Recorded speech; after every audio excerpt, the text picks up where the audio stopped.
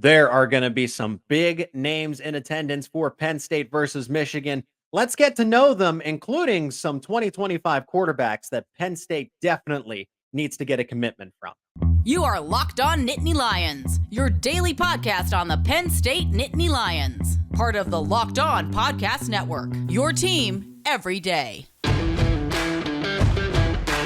What is going on, Penn State fans? That is right. You are Locked On Nittany Lions. Thanks so much for making us your first listen and watch. Every single day, we are free and available wherever you get your podcast, part of the Locked On Podcast Network.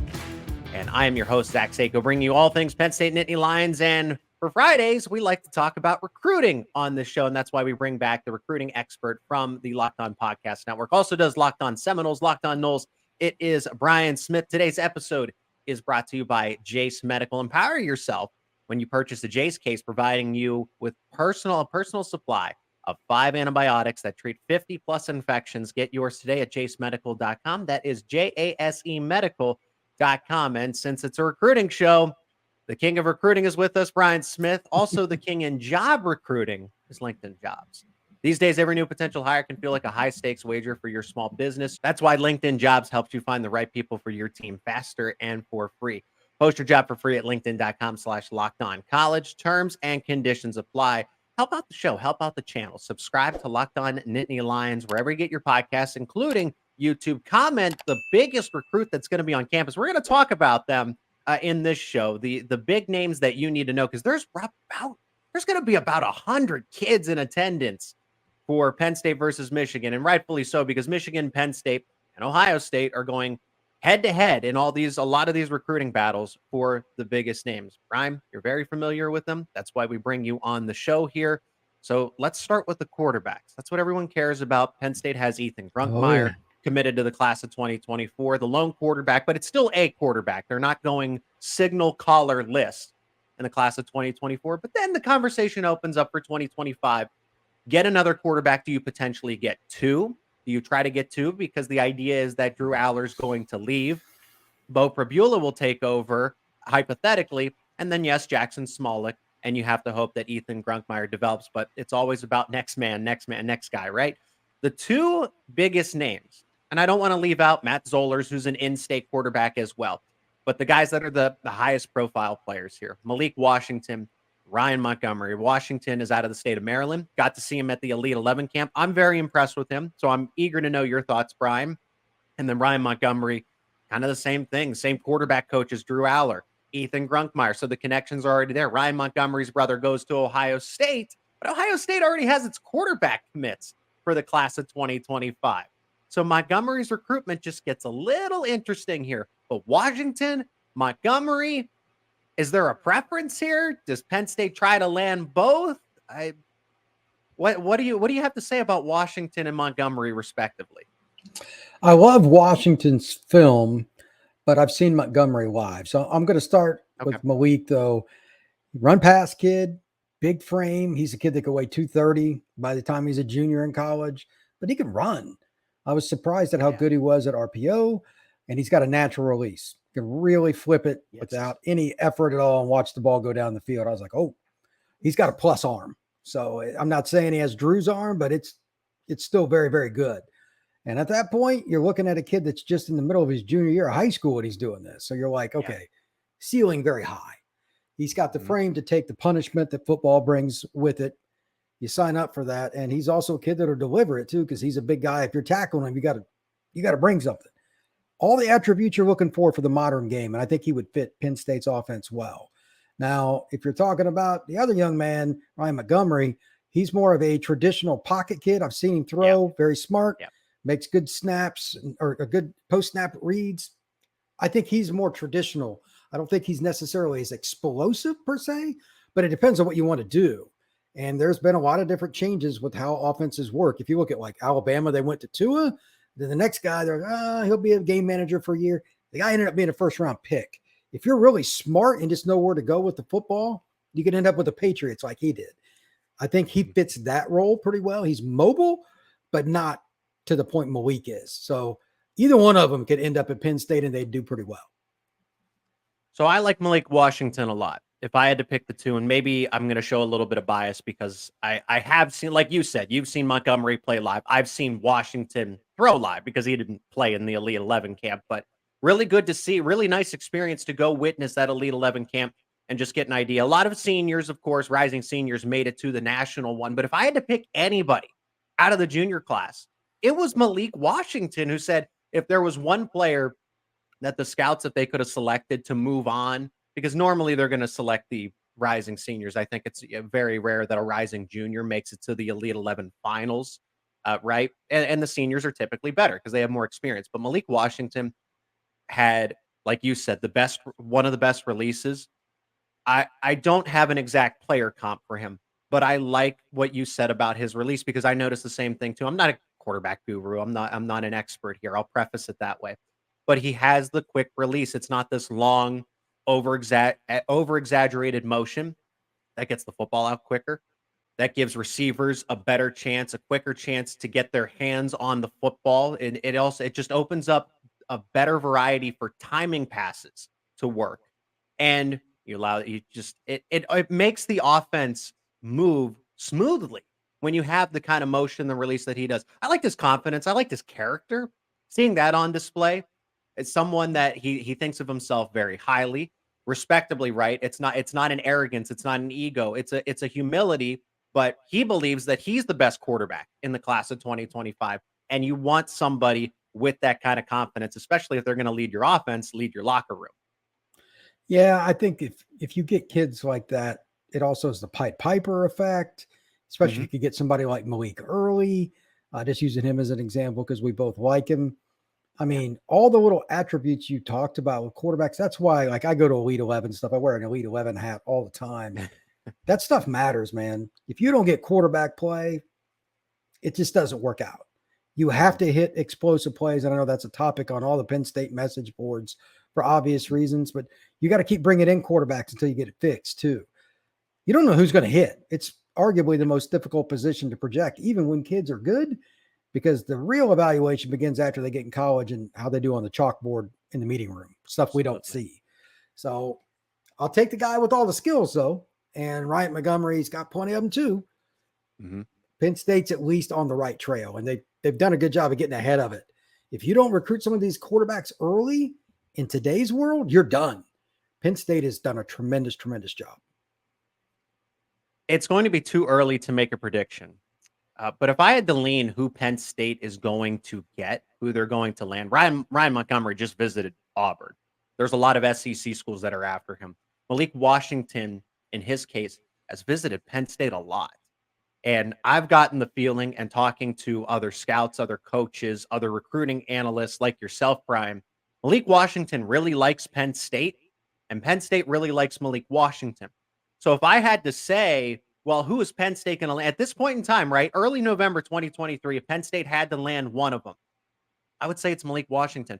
And this is also not to discredit Matt Zollers. Right now, according to Rivals, he's listed as a 4-star. He's rated a 5.8. He's another pro-style quarterback, 6'3". All these guys are 6'3+. So you're getting these big-bodied, athletic, smart, super, like they possess superpowers, right? They're almost, all these kids are built in a laboratory with the build, the talent, and the athleticism, because they're not statues, which is crazy enough with the size that they have. They're coming in with college type of builds already as juniors in high school. Besides the point, Penn State can't go wrong with any of these quarterbacks that they're recruiting. I would have to lean that it's probably either going to be Washington or Zollers, because he is in state. He goes to Springford High School in Pennsylvania, central Pennsylvania, for what it's worth, right? And I think that Montgomery, being from Ohio, getting some attention from the SEC. I know there's the connection with the quarterback coach, but Washington's been up to Penn State, been up to Happy Valley for a long time. Like his freshman year, sophomore year, like he's been all Happy Valley, Nittany Lions, blue and white for quite some time now. Well, if he started to make trips when he was 14, 15 years old, that relationship is there.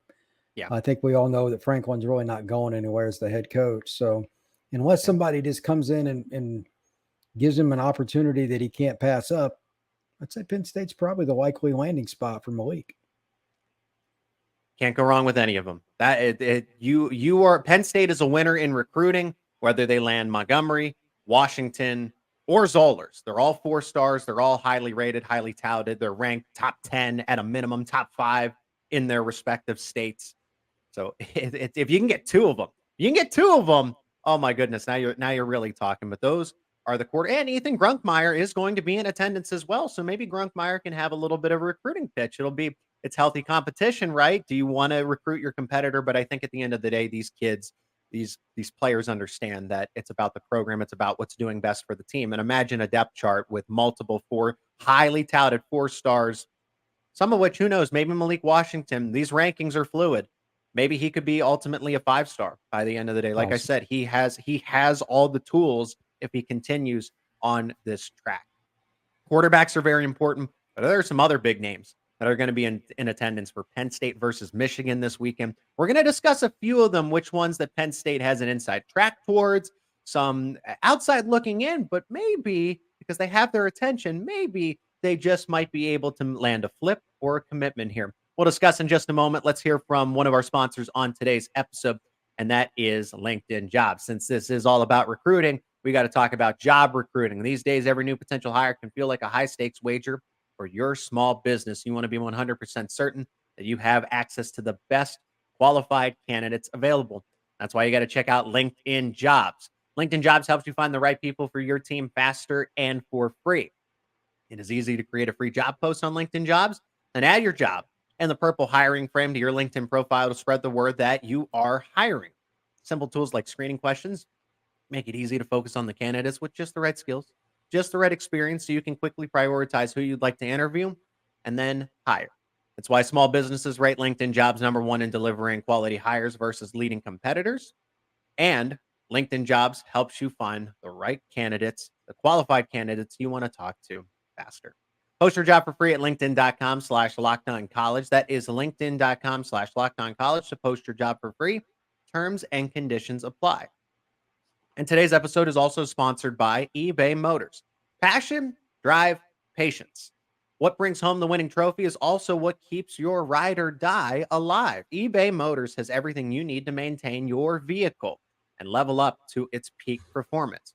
From superchargers, roof racks, exhaust kits, LED headlights, and more, whether you're into speed, power, or style, eBay Motors has got you covered with over 122 million parts for your number one ride or die.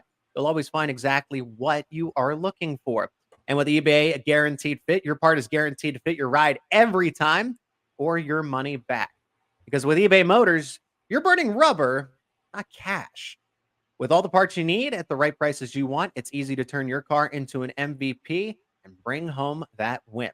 Keep your ride or die alive at ebaymotors.com. Eligible items only. Exclusions apply. eBay guaranteed fit. Only available to U.S. customers. And the Locked On Podcast Network amps up college football coverage every Friday with Locked On College Football Kickoff live across all the Locked On College YouTube channels, including Locked On Nittany Lions, this show, and Locked On Knowles. Locked On does double duty over there, hosting, doing the college recruiting, the high school football recruiting, as well as hosting Locked On Seminoles. But Locked On College Football Kickoff live every Friday, 11 a.m. Eastern Time. Join the show live, and you can listen to it back wherever you get your podcast after the show is over. Talking conference rivalries, of course. They're going to preview Penn State versus Michigan and so much more. The college football playoff implications. A lot of one-loss teams, potentially. It's the show to watch. Locked On College Football Kickoff live. Let's get back to it, Brian. The big names in attendance. Well, there's going to be 100 kids, potentially plus. I think about over 80 are confirmed at this point in time, trending towards 90.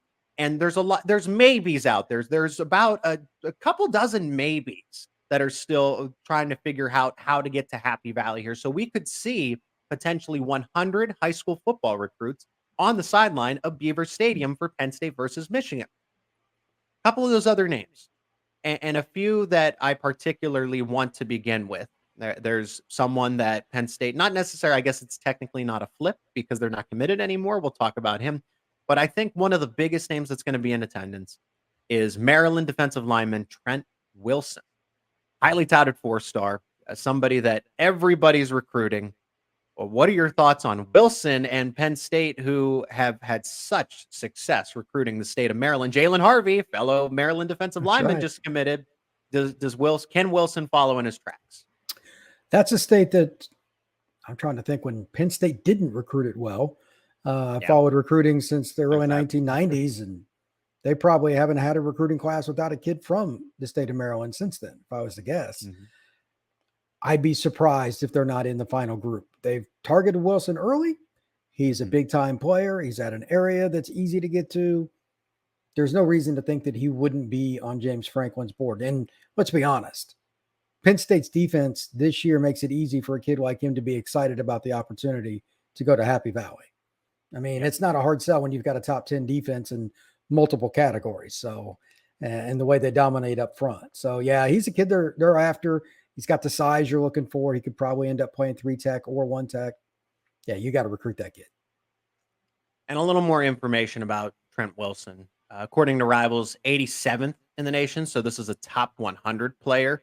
Also, someone who's ranked in the top 3 overall in the state of Maryland, coming out of Baltimore, Maryland, and going to Wise. That is going to Wise High School. And some people might remember that high school because Marcus Allen, former Penn State safety, went there. So I wonder if there are any conversations between the two of them, because if there's any supporter that one of the biggest supporters for Penn State Nittany Lion football, it's Marcus Allen, and James Franklin. It's Marcus Allen.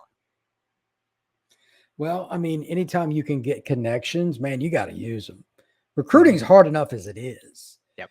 But I mean, Baltimore to DC, it's not that far away anyway. That corridor, Penn State is the most dominant program from outside that state. And they've done a great job for years. That's one more player that they have a connection with, and they probably know people on that staff. They probably know people around that school. Yeah. Pretty easy for Penn State to recruit it. I wonder, and he already has game day ready size. So I anticipate he's listed as a strong side defensive end, but naturally most of these guys convert to defensive tackles. Yeah. He's listed at 6'3", 265 pounds. I can't see him staying at 265 when he's a junior. He's probably going to move 290, 300 pounds. And the motor that he has with the projection that he is going to weigh 290, 300 pounds is just, like I said, these players are laboratories. I'm serious. Look, some kids are just built different. And from talking to college coaches over the years, there's a different level of what a player is worth when they're over 250, because there's only so many human beings that big. When you combine the athleticism some of these kids have, it's a cheat code, because you know that guy's going to make a couple plays in a game that the other team cannot schematically do anything about. He's just a better football player. That's why you go recruit Maryland, because they've always got a high level. I don't know what it is in the water over there. A high percentage of their players per capita go to the NFL. It's a top 15 state, counting DC, the District of Columbia, in the country pretty much every year. And the reason for it, I don't know, but it's always been that way. And Penn State has reaped the benefits. But it's really nice to get the big guys out of there. They've had some D linemen over the years, but this is one of those kids that it's got a chance to be a 1-tech or 3-tech, man. When you can get them, that changes your defense.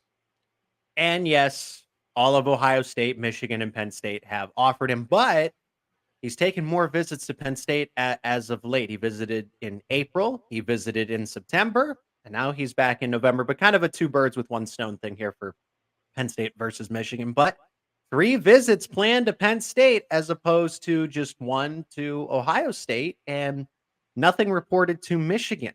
Just so people know. So Penn State at least has the lead on the likes of Trent Wilson. You mentioned the DMV, DC, right? You said Maryland and DC. One of the kids out of DC that's going to be in attendance, 6 foot, 175-pound athlete, listed as the second best player in DC according to Rivals, and that is Tariq Hayer. Attends St. John's College High School in Washington, D.C. Some people might be familiar with that high school as well. Olu Fashanu attended that high school. Hayer can play both sides of the football. We'll see where he projects out for Penn State or just anywhere, because, of course, like Wilson and a lot of these other players, he's got offers all across the country. What can you say about Hayer, Brian? He's a corner. He's a kid that can go out and do the things that Penn State's been doing. I'm not saying he's going to be king, but at the same time, that's your aim, that's your hope. He might even be able to play nickel or play some safety. Those are the kinds of guys you got to have in today's college football. The spread makes it hard for defense coordinators. You don't know where guys are going to line up, but they can come out in a 22 package and then all of a sudden, oh, they're going to play power football. Well, maybe not. That tight end's in the slot. That tight end's out wide. You got to have versatile DBs. This is the kind of young man that can do that. St. Albans and some of these programs, St. John's, they've had so many great programs in the Catholic League there. Archbishop Spalding, DeMatha, etc. You got to recruit those programs, and Penn State has done a very good job. This is another kid. It would be very surprising if Penn State wasn't in the final list of schools. Mm-hmm. At least right now, Penn State is in the most favorable spot. I would include Maryland. I would include Notre Dame as well. I would say if that's his top three, wouldn't be surprising. Wouldn't be surprising in the least. But he's another top 100 player, so he's going to get this kind of interest. Another class of a lot of these guys that we're going to be talking about today are class of 2025. There's one other name, Brian, that I want to mention in addition to a class of 2024 player. Oddly enough, right? We're talking about all these 2025 names, and there's one 2024 player that Penn State fans definitely need to know about when it comes to recruiting here. But Adrian Wilson, before we go to 2024 and stay in the present, still go out to the future. Adrian Wilson, top tier wide receiver, West Coast, West side of the United States, already committed to Oregon, comes from the state of Texas. But Adrian Wilson, at least not this point in time, and I hope things change. He's a strong maybe. It's trying to find a way to get to Happy Valley, and he's got to make a long trip, right? But Wilson wants to visit Happy Valley for this game. Penn State has been targeting him for quite some time, at least have amped up their pursuit despite him being committed to Oregon. And the conversation just gets a little more serious. So what do we know about this wide receiver and what Marcus Hagans has been doing to really bolster the wide receiver room? Well, it's another kid that they're trying to get that can make plays after the catch. Yep. I think it's pretty well known that Penn State's passing game is maligned. Well, the way you get better is to get more talent in there, and you just keep working otherwise. More playmakers, absolutely. You know, Dallas, Houston, San Antonio, Austin, East Texas, that entire state is tremendous at producing wide receivers. I mean, Ohio State dips in there, Alabama dips in there, Oklahoma. There's a reason those schools recruit that state. Now, Penn State's not successful in Texas traditionally, but they never tried. If they can get a kid like this, I mean, Hagans, by the way, should be given a pat on the back. That could open a door that would just add to their fiefdom, because like they've recruited the entire East Coast forever. You start going across the Mississippi River, that's a whole nother animal to add to it. I'm just telling you, he can make plays after the catch. He's that guy. It's interesting that Penn State, especially with their current status with the passing game, is in on him, but that also shows relationships, man. I talk about it all the time. That's what kids go for, not the school. It's the coaches. So good job by Hagans to even get him in the spot to get him on campus, to be honest with you. Absolutely. To make an effort to, when he was committed to TCU, flipped his commitment to Oregon. So this would be quite the roller coaster here if he ultimately were to flip his commitment. Again, I'm not saying to Penn State, but just in general, a top 100 player. Once again, we're noticing a theme here, Brian. Top 100 player, top 10 in the state of Texas. That's saying something with, we know what kind of prospects come out of the state of Texas, and just outside of the top 10 at his position, according to Rivals. I feel like if Penn State was somehow to land a commitment from him in the class of 2025, Wilson becomes a player that does play right away, unless Penn State is somehow able to just really remake that room, that wide receiver room, through the transfer portal. Yeah, one of these kids, whichever one it is that learns the playbook or whatever that they're bringing in from the freshman class at receiver, maybe it's this young kid, Wilson, is going to play. Somebody's got to play. Yeah, because they're not getting it done with the current group. And I'm not saying they don't need improvements and all that, and they need transfer portal too, but they need numbers and they need more competition. And maybe that's a little bit of what is bringing this about. They're not good right now. If I go there, I can be the guy that, I'm sure they're pitching that, right? Yeah. I mean, why wouldn't you be? You can come and compete right away. You don't have 100%. To wait. I mean, he knows he's good. He's got offers from Oregon and Penn State, all these schools, plus I'm sure everybody in the local area. Yeah, I'm sure he's not worried about that, but it's just bona fide. Penn State needs help at wideout. He's going to take a look at that, and I'm sure he wants to see it with his own eye. That's why he wants to make that trek. It's different seeing the eye test live. Maybe this is the opportunity for Penn State, even if they just throw a couple of deep balls. He needs to see some of that too, but He's going to eyeball the kids on the sideline and say, can I compete with this? Final name. Let's talk about in the present, class of 2024, because signing day is looming. I mean, we're almost a month out from early national signing day for recruiting in the class of 2024. Andrew Dennis, former Michigan State recruit, decommitted. And under the radar, I would say, and under the radar, given a sense his rating. Rivals has him as a 3-star. I think the Dennis projects more as a 4-star when all said and done. But these rankings are just about finalized at this point here. But Andrew Dennis, a high-quality player in Penn State with the recruits and commits that it has in the class of 2024. I think it's saying something that they're still going after him despite having a pretty crowded offensive line commitment group for 2024. Well, it's interesting because somebody else asked me about him today, and that's a player that could go anywhere physically. And again, rankings are a little iffy. The Midwest kids, I don't think, get as much clout. I live in Florida. Most of the scouts live in Texas, Florida, or Georgia, because that's where the 7-on-7's at. There's more combines, etc. So you can play outside. You can play 7-on-7 in December, January. Yep. Yeah, it's everything. That being stated, there's a reason that Penn State's recruiting him. There's a reason Michigan State recruited. There's a reason the Big Ten, etc., all wanted this kid. So I'm not worried about his ranking. Penn State needs to continue to get better up front, too. They haven't reached their potential there. I think I'm pretty safe with that based on who they got at running back. They need to keep pushing the pile. And this is one of those old school grinders in the trenches, very athletic kid for his size. I could see him starting at Penn State as a redshirt freshman, and I wouldn't be shocked. You got to get those kids, man. And if you can sneak one out of Michigan, it's all the better for obvious reasons. So him coming there, he's a former Michigan State commit. It's pretty safe to say he's not a Michigan fan. This is a good weekend to get him on campus. Yeah. And if Penn State can make that statement type of victory, this is season on the line. It's the difference between, same old song and dance, 10-2 versus, hey, 11-1, because Penn State's going to beat Rutgers. Penn State's going to beat Michigan State. But this is the one that dictates the rest of your season. Like Brian and I always do with these big games, we talk about the impact on recruiting and what it could have, win or lose, for Penn State. We discuss in just a moment. Let's hear from another one of our sponsors on today's episode, and that is Jace Medical. We spend a lot of time talking together, you and I. We get fired up together on wins and losses, who starts, who sits, and I'm thankful for that connection that we have. And today I want our chat to be a little more personal when talking about Jace Medical. Whether you're on extended travel, bracing for a major weather event, or limited by yet another supply shortage, you are covered, my friend. I mean that. And thanks to our partners at Jace Medical, life-saving antibiotics and a long list of daily medications can be ordered in a 1-year supply. Even ED generics for Cialis and Viagra. Go online right now at jacemedical.com to receive your 12-month supply on your daily medication.